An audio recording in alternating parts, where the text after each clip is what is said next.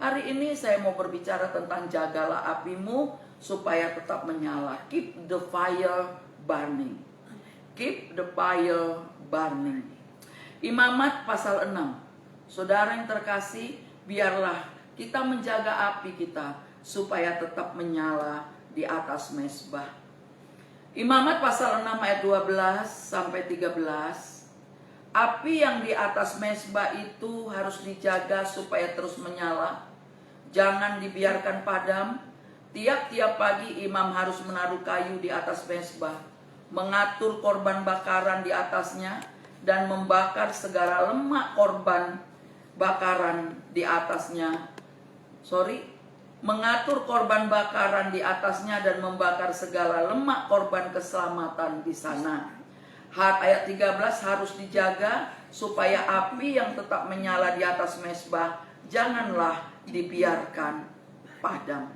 Firman Tuhan ini adalah satu peringatan kepada kita, di mana api di atas mezbah itu adalah menggambarkan roh manusia itu sendiri, ya. Di mana ini menggambarkan tentang api Roh Kudus.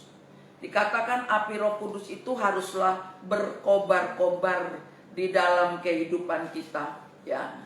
Untuk mengobarkan api di dalam tubuh, untuk mengobarkan api di dalam hidup kita secara pribadi, itu membutuhkan usaha yang lebih lagi dari sekedar memuji, daripada sekedar berdoa. Tapi ini ada usaha supaya kobaran api itu menyalanya hebat, supaya kobaran api itu menyalanya kuat. Kita itu perlu menjaga, yaitu dengan apa? Persekutuan kita dengan Tuhan harus tetap dijaga. Ada banyak orang akhir-akhir ini cuma mau cari berkat, mau doanya dijawab, tetapi tidak pernah mau bersekutu dengan Tuhan. Ya. Api ini harus dijaga. Yang menjaga api bukan hanya jemaat saja, ya. Bukan cuma orang lain saja.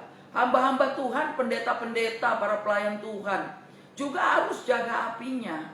Kadangkala banyak orang, ya, pendeta-pendeta masih bisa khotbah di mimbar, tapi sebenarnya hubungannya dengan Tuhan sudah tidak ada.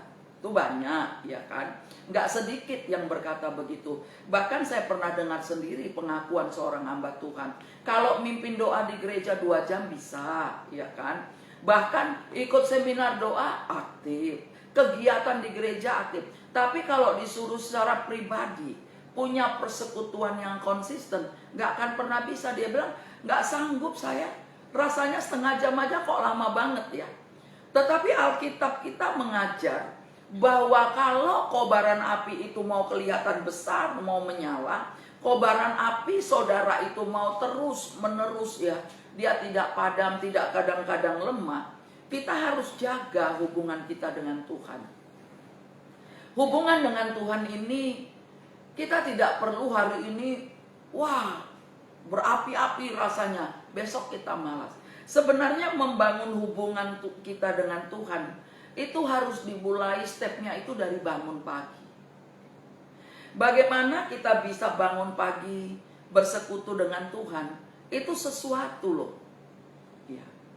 Kenapa? Karena memang ketika pagi-pagi, apalagi kalau ibu-ibu yang diingat itu pasti apa? Yang diingat oleh ibu-ibu bangun pagi itu langsung kompor.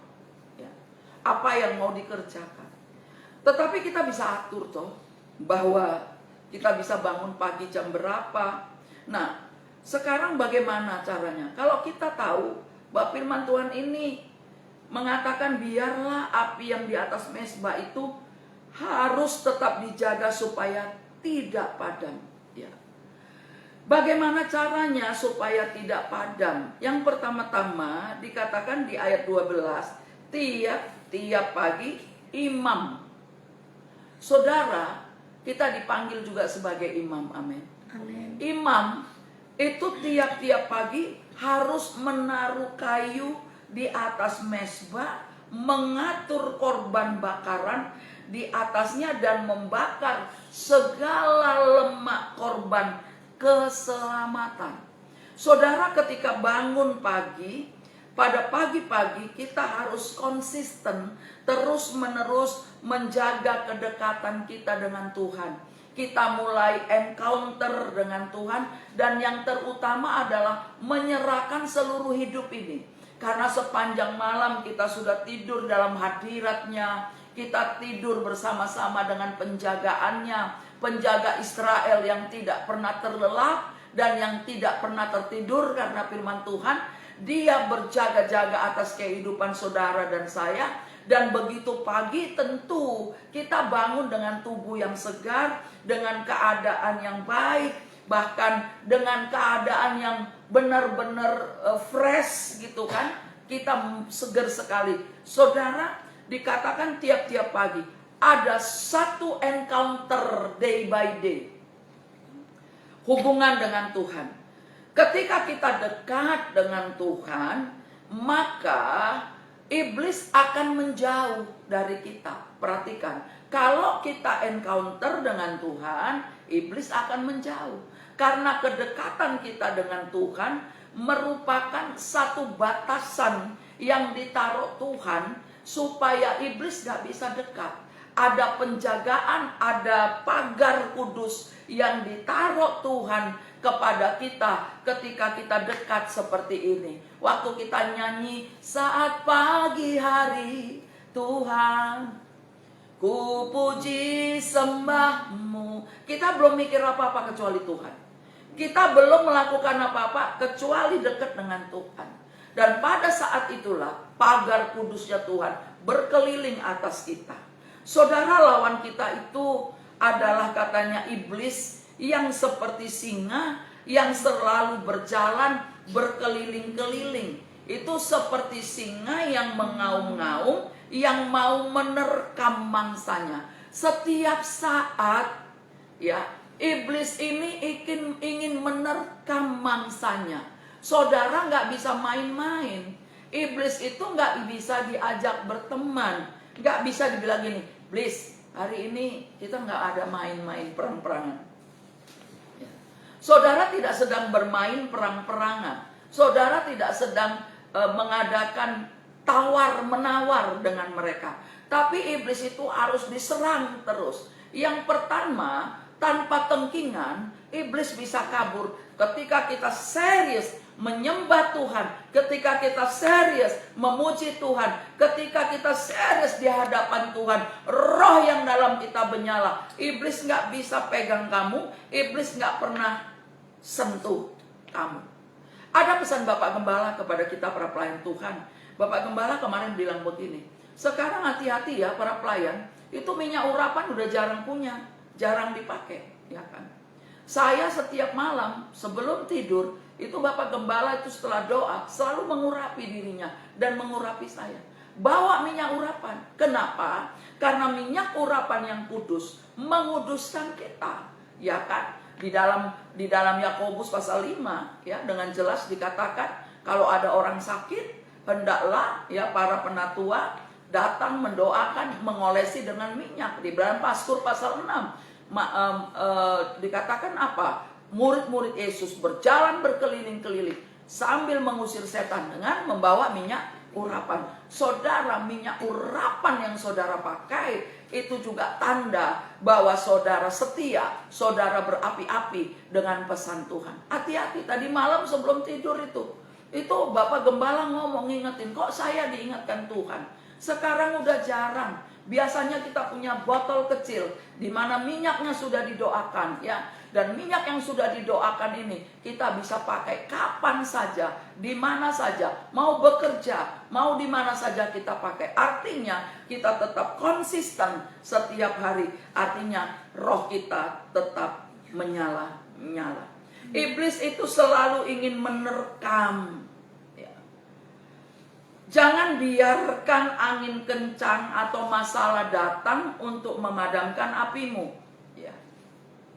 Api yang baik, yang sudah diatur kayunya dengan baik, yang debunya sudah dibuang. Saudara tentu pernah punya dapur kayu, di mana di zaman waktu saya anak-anak, dapur kayu ini adalah dapur yang paling bagus.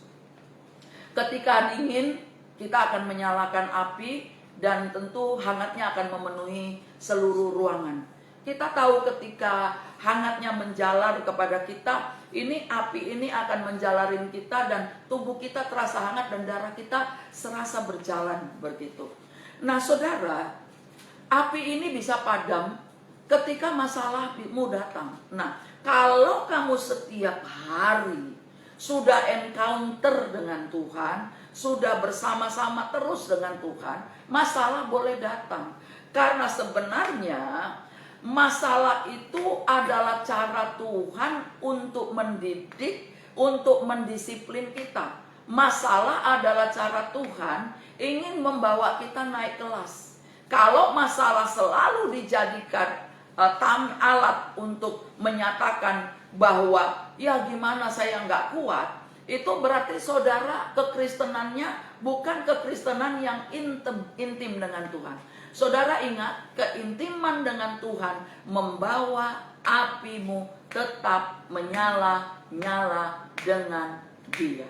Amen. Saudara boleh catat di buku saudara, saudara boleh ketik mengatakan bahwa keintiman dengan Tuhan membawa apimu tetap terjaga, apimu tetap konsisten. Saudara, Tuhan Yesuslah yang punya apinya di dalam kita. Karena apa? Kalau Tuhan Yesus memberi apinya melalui Roh Kudus di Kisah Rasul 1 ayat 8, firman Tuhan berkata, kalau kamu dipenuhi Roh Kudus, kamu akan terima kuasa. Saudara, firman Tuhan ini di Kisah Rasul 1 ayat 8. Tolong Rini bacakan, ya kan?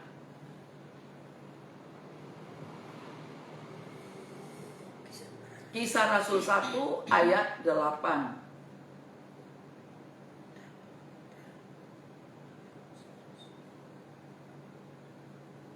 Sabar.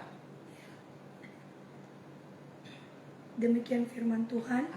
Ya. Tetapi kamu akan menerima kuasa kalau Roh Kudus turun ke atas kamu, dan kamu akan menjadi saksiku di Yerusalem dan di seluruh Yudea dan Samaria dan sampai ke ujung bumi. Perhatikan, tetapi kamu akan menerima kuasa kalau Roh Kudus turun ke atas kamu, dan kamu akan menjadi saksiku di Yerusalem, Yudea, Samaria, sampai ke ujung bumi. Ujung bumi itu Indonesia. Ujung bumi itu Asia. Ya. Ujung bumi yang lain itu ada, tapi katakan ujung bumi ini kita. Kita ada di ujung bumi karena kita tidak sedang berada di Judea, di Samaria. Kita ada di ujung bumi.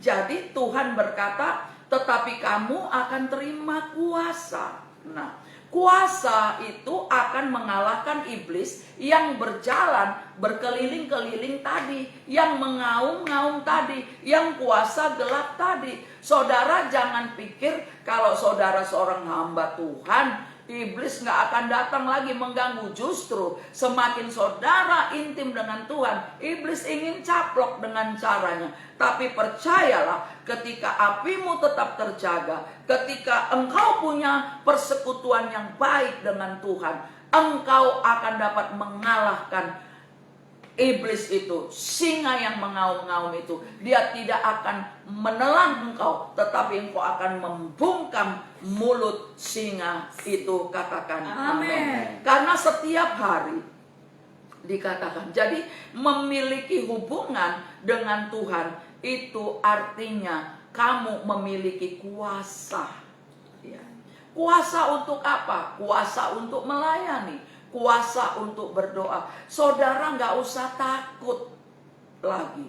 Saudara punya kuasa, bahkan kuasa untuk menarik kekuatan sorga itu ada pada orang-orang yang sungguh-sungguh menjaga apinya di dalam Tuhan. Yang kedua, saudara cara menjaga api, saudara harus fokus. Seperti apa yang dimaksud di sini? Saudara harus fokus. Saudara nggak boleh iseng gitu ya. Saudara gini, ya udahlah, daripada nganggur ikut Tuhan. Ikut Tuhan itu bukan iseng, saudara. Melayani Tuhan bukan iseng. Ikut Tuhan itu adalah keseriusan. Yang dimaksud fokus di sini, apa yang menjadi misi, visinya Tuhan dalam hidupmu, itu harus kamu kerjakan secara pribadi. Ya, mungkin Tuhan sedang memberikan visi, misalnya dalam hal pekerjaan, dalam hal mengatur rumah tangga. Kalau engkau bapak rumah tangga, engkau membawa keluargamu semakin hari semakin dekat dengan Tuhan. Visi yang dari Tuhan membawa misi. Jadi perhatikan, nggak bisa dibalik. Jangan misi dulu baru visi. Visi yang dari Tuhan akan membawa kamu bergerak. Itu misinya. Jadi kalau visinya itu artinya kasihilah Tuhan Allahmu dengan segenap hatimu, dengan segenap kekuatanmu, dan jangan bersandar kepada kekuatan dan pikiranmu sendiri. Itu visi kamu dapat dari Tuhan. Berarti kamu harus fokus, kamu harus mulai bergerak. Bagaimana cara mengasihi Tuhan? Aturlah hubunganmu dengan Tuhan day by day. Mulai atur keluarga. Kita menjadi keluarga yang Shekinah glory di dalam rumah tangga kita. Amin, saudara. Alangkah indahnya kalau semua keluarga Kristen punya persekutuan yang manis dengan Tuhan. Saudara, persekutuan yang manis ini, api yang tetap dijaga ini adalah satu rencana Tuhan dalam kehidupan kita. Karena jelas tadi dikatakan bahwa api itu berasal dari Tuhan. Jika api tidak berasal dari Tuhan, itu namanya api asin. Kadang melayani dengan serius, ya. Tersinggung dikit melayani tapi udah dengan caranya, ya. Melayani dengan caranya semau-maunya, ya kan? Sudah tidak punya ketetapan waktu lagi, sudah tidak punya hal-hal yang gimana baik, indah gitu, saudara, ya. Tetapi yang ada yang lebih banyak adalah keinginannya. Saudara mulai menarik gitu kan, menarik diri gitu ya, pelan-pelan gitu kan. Banyak alasan, itu api asing. Api asing itu kalau kita melayani dengan kesombongan itu juga api asing. Saudara, ada banyak orang juga memang bisa melayani tanpa kuasa. Karena api asing tadi. Tapi kalau api yang dari Tuhan, itu membawa kamu konsisten dengan Dia. Katakan amin. Haleluya, saudara. Ya, amin, saudara. Jadi fokus artinya kamu tetap berlari sampai di tujuan. Kan kalau setiap tahun baru kita punya yang namanya apa itu ya? Yang namanya istilahnya kalau ya komitmen baru lah ya tiap awal. Tapi itu nanti bulan 3 aja udah ketahuan, udah nggak ada gitu ya. Kenapa? Karena nggak pernah jaga ya. Komitmen tuh harus dijaga ya. Sama perkawinan harus dijaga. Kita harus komitmen. Amin, saudara. Amin. Ya, jaga pergaulan kita. Yang ketiga, di 1 Korintus 15 ayat 33. Ini sering kita sering kita bacakan, sering kita khotbahkan. 1 Korintus 15 ayat 33. Yang di rumah juga boleh baca. Rini tolong lebih kuat bacanya. Janganlah kamu sesat. Pergaulan yang buruk merusakkan kebiasaan yang baik. Janganlah kamu sesat. Pergaulan yang buruk merusakkan kebiasaan yang baik. Tahukah kalian bahwa tidak ada manusia yang kebal di dunia ini? Kalau kamu apinya menyala, kalau kamu sudah baik, jangan lagi bergaul dengan orang-orang yang tidak takut Tuhan, tidak mengasihi Tuhan. Ini akan mempengaruhi kebiasaan-kebiasaan. Saya melihat beberapa orang, beberapa pelayan, bahwa beberapa jemaat, di mana ketika dia bersungguh-sungguh, jemaat ini benar-benar ya luar biasa begitu, tapi bisa tiba-tiba dia rusak. Apalagi kalau kamu cuma sering nongkrong di rumah orang yang seharusnya orang itu kamu bimbing. Hanya karena memang kebutuhan, keperluan, kadang-kadang kita bisa kehilangan arah. Ya. Pergaulan yang buruk merusak kebiasaanmu yang baik. Seharusnya kita menjadi tupos, menjadi teladan. Bergaul itu harus dipilih. Kalau kamu orangnya rohani, kamu harus memilih bagaimana caranya supaya kamu betul-betul supaya kamu betul-betul melihat dengan rohmu. Kamu harus punya karunia membedakan roh. Pergaulanmu ini bisa bawa kamu semakin cinta Tuhan atau makin terpuruk. Saya pernah ngomong kepada para pemuji bahwa dari pergaulanmu kamu bisa kelihatan di atas mimbar. Mungkin hamba Tuhan gak lihat, Tuhan pasti lihat. Mungkin saya sebagai hamba Tuhan gak lihat kamu bergaulnya dengan siapa. Tapi buahmu, hasilnya itu akan kelihatan, saudara. Ya, akan kelihatan. Saya selalu berteman dengan orang-orang yang luar biasa. Kemarin saya sekitar jam-jam siang itu ditelepon oleh sahabat saya, temen yang dari dulu berdoa. Dia selalu bercerita tentang hal-hal yang rohani. Ya, bagaimana iblis tuh begini. Tapi Tuhan tuh luar biasa loh. Taruh saya hikmat luar biasa, bla bla bla bla, menyenangkan. Bahkan kadang sampai 2 jam kami kadang-kadang bertelepon cerita. Terus kalau ketemu tuh seperti kayaknya nggak ada waktu, nggak ada yang lain. Mengapa? Karena selalu ada pesan Tuhan, saudara. Selalu ada firman, selalu ada pengalaman dengan Tuhan yang harus diceritakan, saudara. Saya sering melihat kita ketika sedang mulai mau pertemuan doa, satu dengan yang lain diem, nggak ada. Saya selalu bilang itu biasanya itu duduk dan cuma buka HP-nya gitu. Ya, tidak peduli orang di sebelahnya. Saudara kenapa nggak punya pengalaman dengan Tuhan? Karena saudara nggak encounter, saudara nggak intim. Kenapa nggak punya pengalaman dengan Tuhan? Ya karena saudara nggak pernah dekat dengan Tuhan. Kalau doa doa begitu saja ngikutin gitu. Sebenarnya roh saudara, pikiran saudara nggak nyatu dengan Tuhan, tidak sungguh-sungguh. Itu sebabnya ada banyak orang rusak dalam hal ini. Ya. Terus cilakanya, bahayanya ketika dikotbahin atau dinasehatin lewat firman, itu malah marah, mundur, ambil sikap gigi mundur gitu. Ya, dalam arti nggak mau gitu. Seharusnya saudara harus bergaul dengan orang-orang yang yang seperti saya. Bergaul setiap saat, ketemu itu senang seharusnya. Saya tadi begini, kan begitu gitu. Tapi tidak, begitu kita mau memulai pertemuan untuk menunggu satu dengan yang lain, duduk berjejer, kita semua akan dengan setia, semua begini. Dan kamu tidak sapa. Firman Tuhan bilang, kasihilah Tuhan Allahmu dengan segenap hatimu dan dengan segenap kekuatanmu, dengan segenap akal budimu, dan kasihilah sesamamu manusia. Sesamamu manusia itu handphone ini atau teman-temanmu. Di tempat ibadah saja kamu sudah tidak persiapkan diri. Bagaimana apimu terjaga? Itu sebabnya kalau kamu ada masalah dikit, kamu kelihatan kacau balau. Lebih intim dengan ini nih.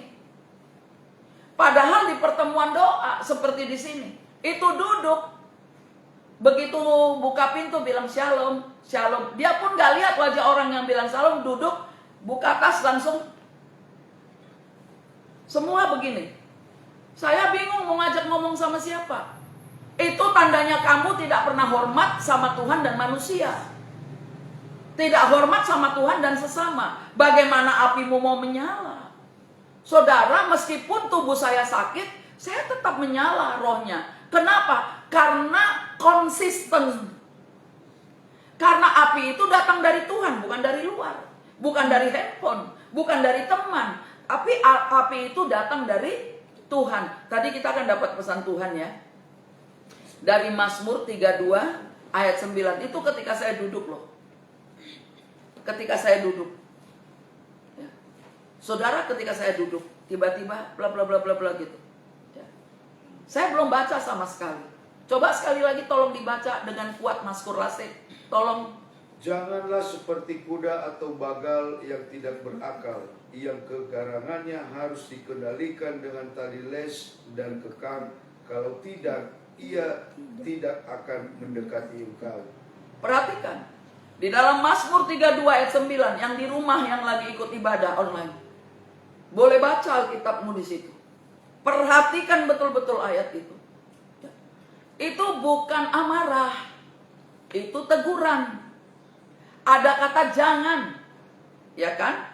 Dia betul-betul berkata begitu. Dalam bahasa Inggris dikatakan, do not be like the horse or the mule, which have no understanding but must be controlled. Tuhan bilang, aku gak sedang marah, aku gak sedang menghukummu, aku sedang stay sensitive. Tuhan sedang stay sensitive.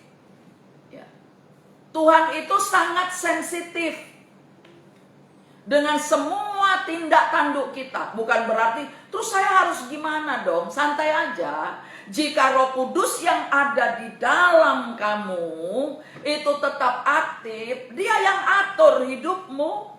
Amin. Amin. Jadi nggak usah, aduh ini nggak boleh, ini nggak boleh. Bukan berarti begitu. Sebab pergaulanmu yang buruk akan merusak kebiasaan yang baik. Sekalipun itu saudaramu.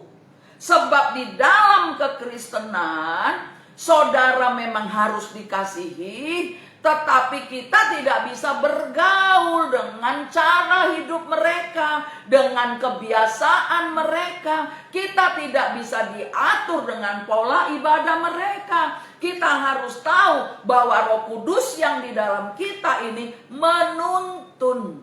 Amin. Saudara, api itu harus berkobar-kobar. Berkobar-kobar tuh sepertinya gini. Kalau saudara mau ketemu Tuhan itu harus persiapan. Jadi seperti persiapan waktu saudara mau nobar. Nonton bareng.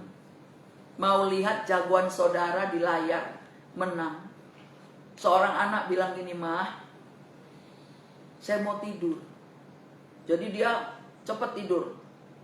Ya, jam 9 tidur, dibangunkan jam 2 pagi. Betul-betul dia bangun? Betul. Nah, itu namanya berkobar-kobar. Ingin tahu jagoan siapa yang menang. Ingin tahu. Nah, seperti itu. Artinya berjaga. Minta tolong sama alarm. Ya kan? Berarti kalau tidur jam 9, bangun jam 2 itu berapa jam? 10, 11, 12, 1, 2, 5 jam. Berarti udah enak dong. Tapi ada orang tidur 10 jam masih ngantuk. Iya kan? Masih lemas, bangun tidur tidak berdaya. Jadi saya mau kasih contoh ini aja deh. Ya, berkobar-kobar itu seperti apa? Ya seperti kamu mau nonton bareng. Ya, terus taruhan gitu kan. Nah, yang kalah kamu bully, begitu. Yang kalah itu dianggap seperti iblis yang harus dibully, saudara. Ya kan? Jadi itu, jadi saudara kita tiap pagi juga harus nobar, amin, dengan Tuhan, amin. Tuhan ngomong loh hari ini, kamu jangan seperti kuda dan bagal yang harus di apa dengan tali kekang dan les. Tahu saudara les yang dimaksud itu gini kan? Kuda itu kan ada tali kekangnya, ada pecutnya, tas, gitu, ya, pukulan-pukulan. Habis ini dipukul ini, habis ini dipukul ini. Tapi kok rasanya nggak kapok-kapok. Nabi Yesaya pun sampai pusing dan berdebuat. Di mana lagi kamu harus dipukul? Artinya gini, betapa bebalnya engkau. Betapa susahnya kau diatur. Di bagian mana yang mau kupukul lagi? Udah nggak ada, semua udah kena strike. Ya, semua badan sudah penuh. Ya kan? Di bagian mana lagi? Akhirnya diapain? Dibiarin terbuang. Saudara. Nah, saudara, karena itu janganlah kita jadi anak Tuhan yang suam buku. Kita kan baru baca, baru tahu, bahkan minggu lalu juga kan. Itu seperti jemaat di Laodikia. Tolong dibaca di Wahyu pasalnya yang ke-3 kalau nggak salah, ya. Jangan suam gitu, saudara. Ya kan? Saya senang dengan orang yang kalau dengan bola itu berapi-api, saya juga senang dengerin. Terus siapa yang menang? Siapa? Ya saya juga ingin tahu supaya nggak kampungan, saudara, ya kan? Walaupun Tuhan Yesus gak suka bola, ya kan? Kan banyak orang, ayo berdoa bersama Tuhan, tolong supaya jagoanku menang, betul kan? Ama Elan jagoannya Argentina misalnya, saya misalnya jagoannya mana gitu. Terus saya minta tim doa, berdoa, Tuhan mau jawab yang mana? Orang Tuhan gak doyan bola, ya kan? Tetapi Tuhan tidak benci kalau kita memang suka bola. Asalkan hubungan kita sama Tuhan gak jadi ya, jangan sampai gak ke gereja gara-gara nonton bola. Ini lebih bahaya, saudara. Jangan sampai gak ibadah gara-gara mancing gitu. Terus nanti pas lagi mancing, ombaknya gede, kapal perahunya mau jungkir balik, teriaknya sama Tuhan. Tuhan bilang, emang gua pikirin lu? Ya kan gitu. Nah, saudara, coba baca. Aku tahu segala pekerjaanmu, engkau tidak dingin. Sebutin ayat pasalnya. Wahyu pasal 3 ayat dimulai dari ayat 15 sampai 18. Aku tahu segala pekerjaanmu, engkau tidak dingin dan tidak panas. Alangkah baiknya jika engkau dingin atau panas. Jadi karena engkau suam-suam kuku dan tidak dingin atau panas, aku akan memuntahkan engkau dari mulutku. Karena engkau berkata, aku kaya dan aku telah memperkayakan diriku dan aku tidak kekurangan apa-apa. Dan karena engkau tidak tahu bahwa engkau melarat dan malang, miskin, buta dan telanjang, maka aku menasihatkan engkau supaya engkau membeli daripadaku emas yang telah dimurnikan dalam api, agar engkau menjadi kaya dan juga pakaian putih, supaya engkau memakainya, agar jangan kelihatan ketelanjanganmu yang memalukan, dan lagi minyak untuk melumas matamu supaya kamu dapat melihat. Jadi orang yang apinya ini tidak berkobar-kobar sama dengan jemaat Laodikia yang ditegur oleh Tuhan melalui Rasul Yohanes, yaitu yang suam-suam kuku. Saudara, hal-hal seperti ini itu tidak menyenangkan. Hidup saudara tidak menyenangkan, ya. Saudara juga sepertinya kurang disukai orang, saudara, ya. Orang yang suam ini bau di hadapan Tuhan, makanya dimuntahkan. Nah, karena itu saudara harus alami terobosan bersama Tuhan di dalam Yesaya pasal 60.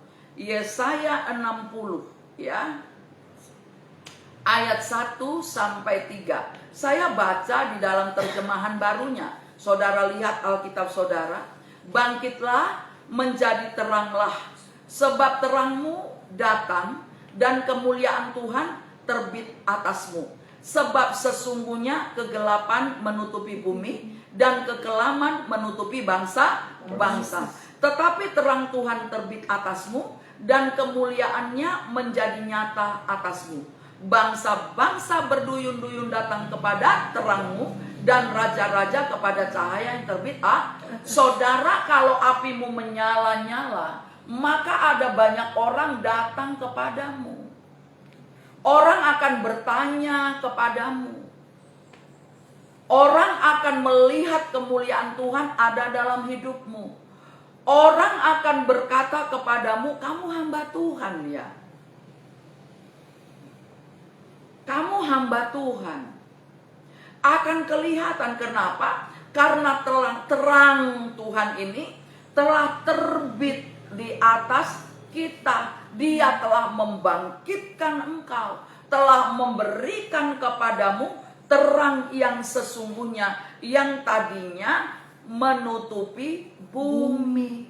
Saudara kan tahu bahwa ketika bangsa Israel ada di dalam kegelapan besar, secara universal ketika mereka di Mesir menjadi budak, ya kan? Waktu Tuhan bicara, rencana Tuhan sudah ada untuk membebaskan dan memerdekakan mereka. Apakah sebelum mereka bebas dari tanah Mesir sudah ada yang mati di sana? Banyak. Sebab mereka dijajah berapa tahun? 400 tahun. 450 ya. Nah, 450 tahun. Berarti selama dekade itu udah banyak yang mati tentunya. Tapi Tuhan punya rencana keselamatan. Dan ini ada waktunya. Saudara, kalau kita hari ini hidup, itu tandanya rencana keselamatan Allah ada pada kita. Waktu itu Tuhan punya rencana ya. Dan tiba-tiba dia bertemu ya, membiarkan Musa menemui dia. Yang pertama dengan api juga. Saudara, waktu dia sedang menggembalakan kambing domba mertuanya Yitro, ya, dia tiba-tiba lihat kok ada semak yang terbakar. Kemudian dia menyingkir, ingin periksa, ada semak yang terbakar, ada semak di dalam api, tapi kok nggak terbakar? Ini apa? Ini aneh. Seorang budak yang nggak pernah tahu kejadian-kejadian hal-hal yang rohani, budak, nggak pernah tahu apa-apa dari nol. Maka tiba-tiba dengar suara. Tapi dengar, ketika Tuhan pilih seseorang, meskipun kamu belum Kristen dari awalnya, mungkin belum pernah tahu kekristenan sesungguhnya, tetapi ketika Tuhan berbicara dan menarik kepada kamu, maka Roh Allah itu bisa mendekat kepada kamu dan kamu mendekat kepada Dia. Akhirnya Musa bilang, siapa ini kamu? Tuhan. Saudara, waktu Elia bertemu Elisa, dia cuma lemparkan jubahnya, cuma ngomong begini, ikut aku. Saudara perhatikan, jadi kalau kita tidak seperti kuda maupun bagal, itu berarti kita bisa dilembutkan, bisa dilenturkan. Nggak usah harus dipukul, nggak usah harus ngalami dulu pengalaman-pengalaman yang membuat kamu syok baru, oh iya aku bertobat, ampuni aku Tuhan, aku begini, aku nggak usah. Saudara bisa datang kepada Tuhan, saudara menyenangkan hati Tuhan. Karena itu bangkitkan rohmu. Nabi Yesaya berkata, bangkitlah, menjadi teranglah, karena terang Tuhan itu telah turun. Perhatikan, terang Tuhan sudah ada. Ya. Yesus sudah lahir 2000 tahun yang lalu, sudah ada. Yesus sudah berikan Roh Kudusnya kepada saudara dan saya. Karena itu berjalanlah di dalam terang Tuhan itu, dan terimalah kasih karunia-Nya.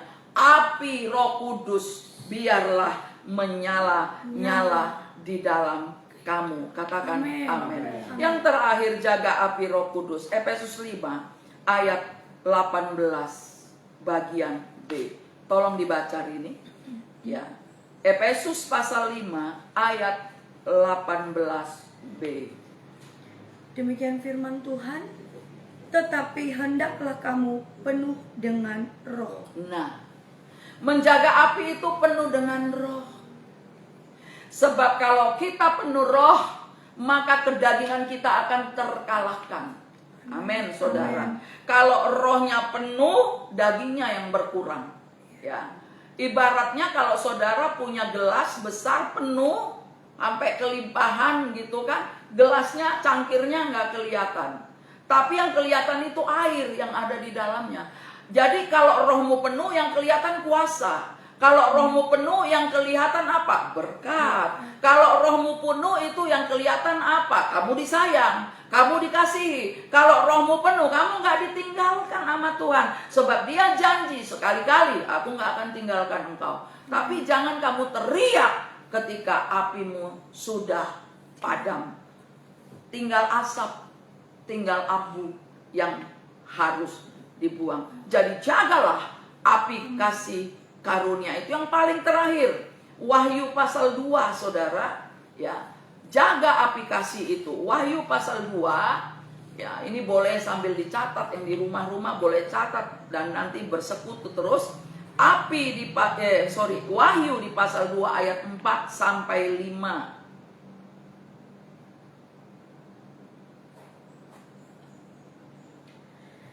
Namun demikian, aku mencela engkau, karena engkau telah meninggalkan kasih-Mu yang semula. Sebab itu, ingatlah betapa dalamnya engkau telah jatuh. Bertobatlah dan lakukanlah lagi apa yang semula engkau lakukan. Jika tidak demikian, aku akan datang kepadamu dan aku akan mengambil kaki dianmu dari tempatnya jikalau engkau tidak bertobat. Saudara perhatikan, karena itu jangan lagi lakukan, tapi kerjakanlah seperti yang pertama kamu kerjakan. Ya. Supaya dia jangan datang mengambil kaki dia. Saudara tadi mau padamkan api, Tuhan mau angkat kaki dia. Kalau Tuhan sudah angkat kaki dia dari kamu, kamu pasti mati. Saudara, kamu pasti mati. Jadi saudara, supaya apimu tidak padam, saudara harus memiliki kasih kepada Tuhan dan kepada sesama. Harus punya kepedulian. Ambillah keputusan. Kalau lagi di pertemuan doa, jangan keluarkan handphone dari tasmu. Keluarkanlah Alkitabmu. Amin. Amin. Kecuali kamu pergi ibadah berat Alkitabnya. Ya. Biasakan orang lain lihat kamu bawa Alkitab. Ya, saudara. Amin, saudara. Biasakan, saudara. Ya. Dari kemarin kami capek dari pagi. Gak ada henti-hentinya. Tapi saya benar-benar ini ya, udah hampir gak bangun. Kenapa? Karena udah bangun di, ya itu kacaunya kalau bangun jam 4 seharusnya saya sudah duduk gitu. Tapi saya pikir sebentar lagi, ya kan? Tiba-tiba saya teriak gitu. Ya, saudara perhatikan, Roh Kudus itu alarm dalam tubuh kita. Jaga, saudara. Bagaimana cara menjaga apimu menyala? Jagalah supaya api doamu, pujian penyembahanmu.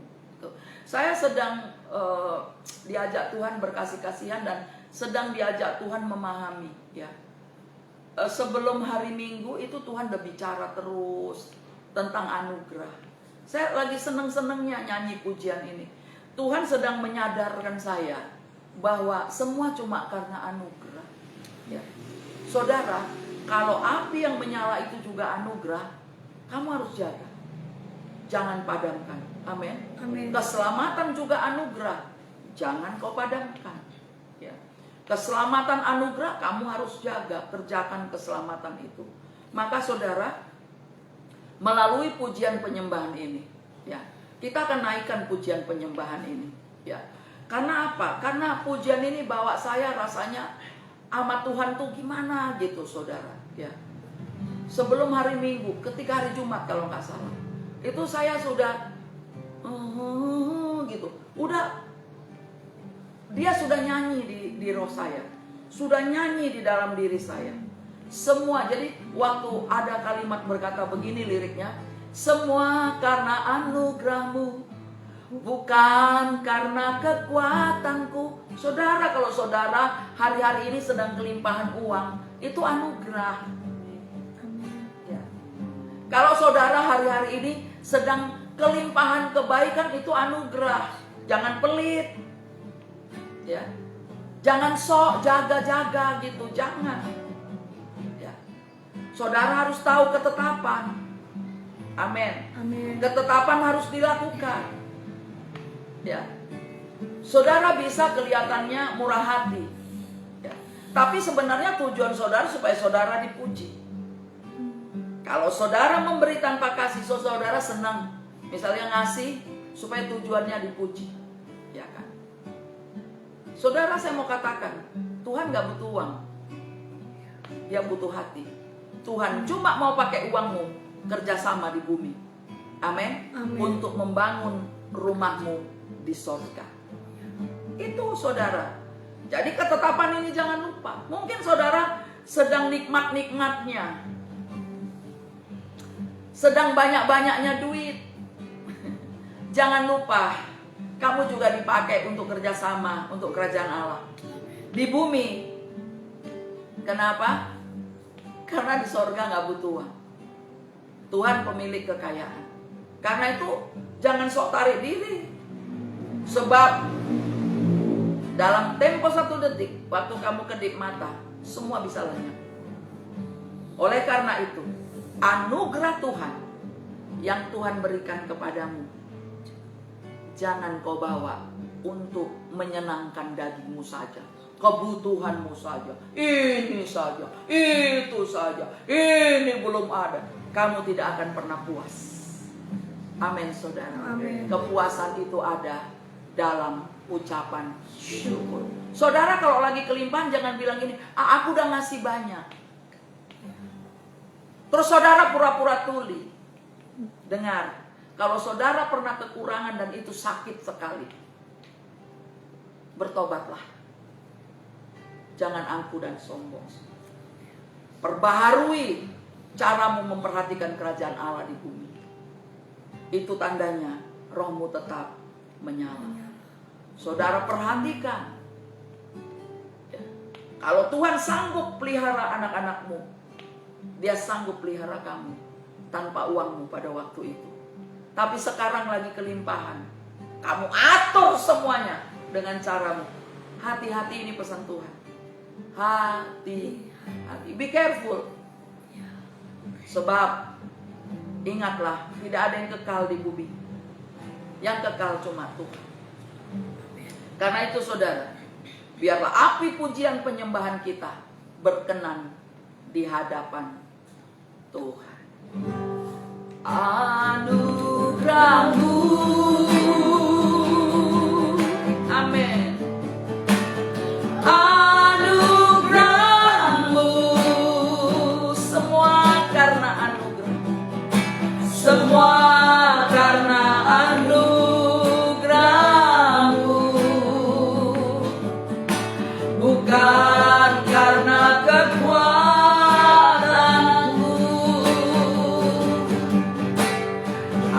Anugerah-Mu,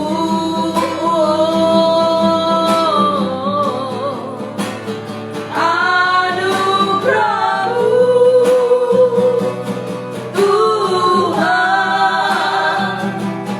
kasih dan sayang, sumber kekuatan bagiku.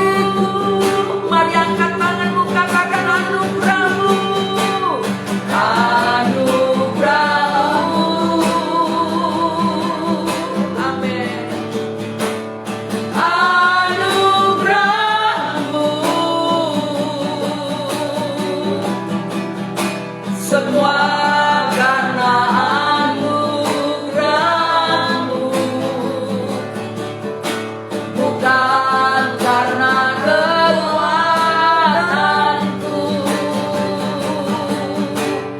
Anugerah-Mu,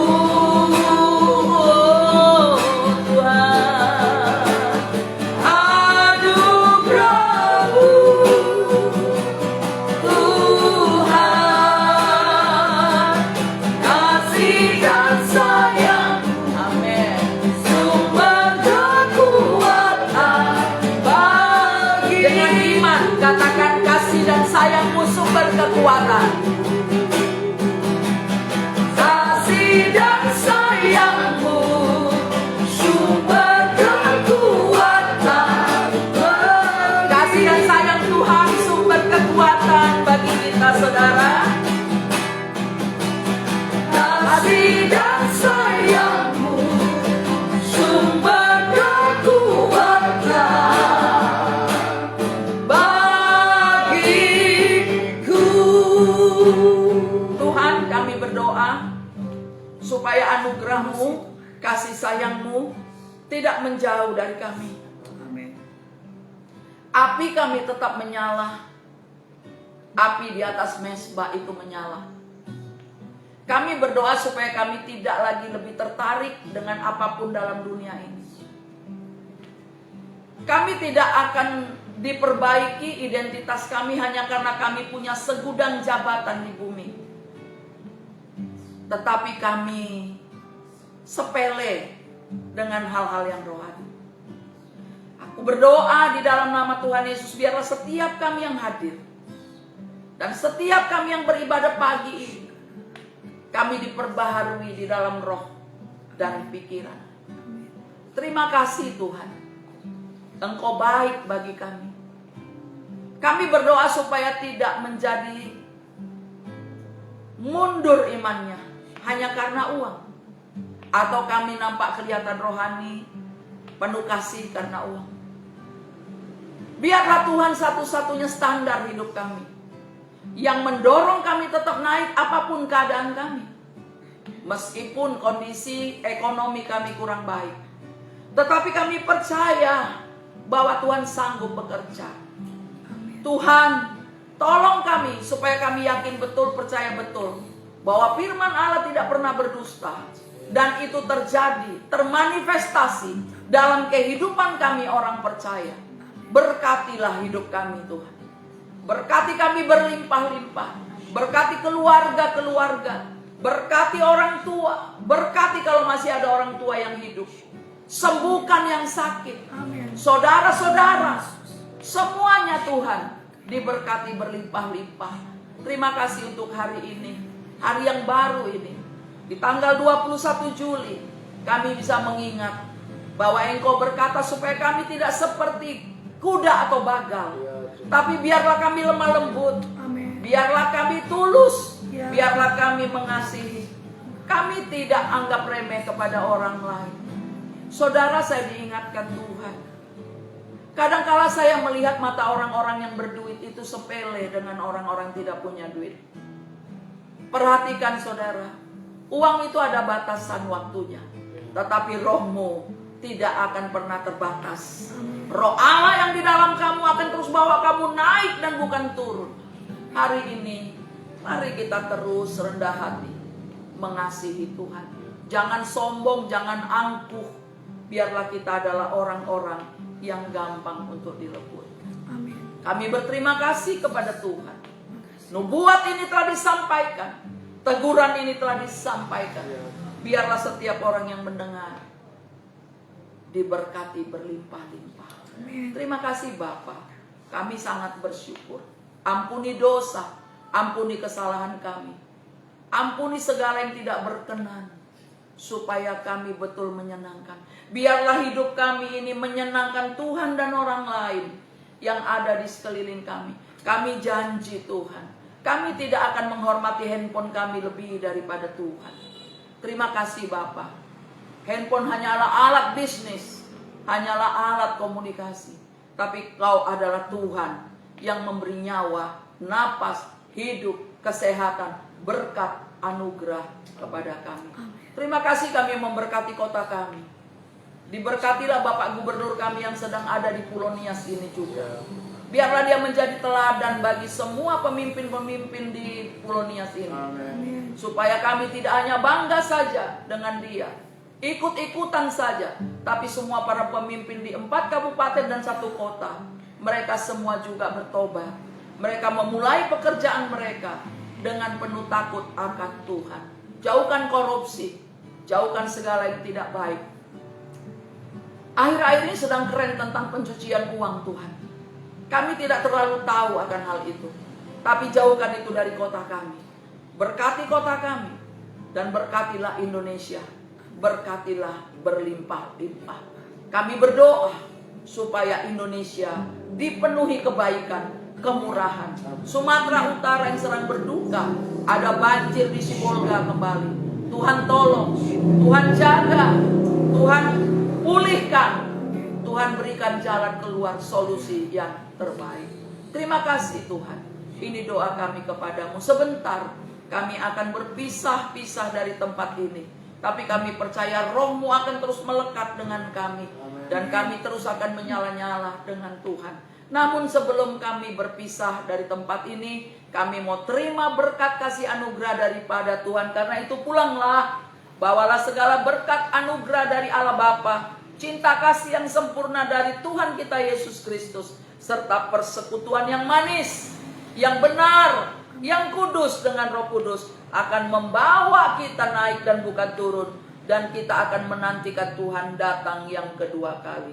Di dalam nama Tuhan Yesus, bagi yang bersedia menerima, bersama saya katakan Amin. Shalom Bapak Ibu Saudara, Tuhan Yesus berkati. Selamat beraktivitas.